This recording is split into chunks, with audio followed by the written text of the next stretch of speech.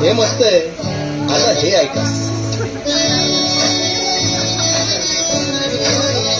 आजी तू आबा मी, आजी तू आबा मी, होणार ग कुणी येणार ग, होणार ग कुणी येणार ग.